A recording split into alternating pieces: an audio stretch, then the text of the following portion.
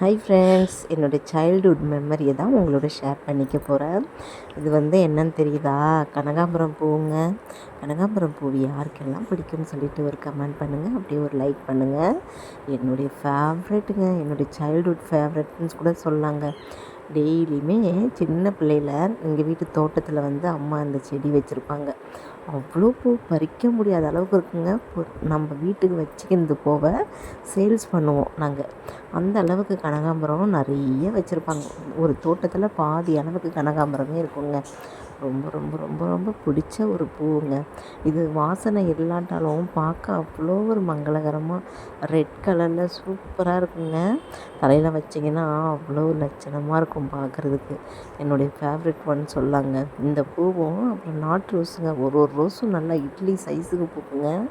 அந்த 2 ரோஸை வச்சு 2 சைடும் கனகாம்பரம், இந்த சைட்லேருந்து இந்த சைடு 2 ரோஸை வச்சு நான் டெய்லியும் ஸ்கூலுக்கு வச்சுட்டு போவேங்க. எனக்கு ரொம்ப பிடிச்ச ஒரு பூவுன்னு பார்த்தோன்னா சின்ன பிள்ளையில் கனகாம்பரங்க. கனகாம்பரத்தில் 3 வெரைட்டி வச்சுருந்தாங்க அம்மா. ரெட் கலர், எல்லோ கலர், அப்புறம் காந்தி கனகாம்பரம். அது ஒரு மாதிரி சேண்டல் கலரில் இருக்கும். அது ரொம்ப பூவே பெருசு பெருசாக இருக்கும். அதுவும் ரொம்ப அழகாக இருக்கும். வாசனை இல்லாத பூ தான், ஆனால் ரொம்ப அழகான பூ. யாருக்கெல்லாம் கனகாம்பரம் பிடிக்குமோ லைக் பண்ணுங்கள்.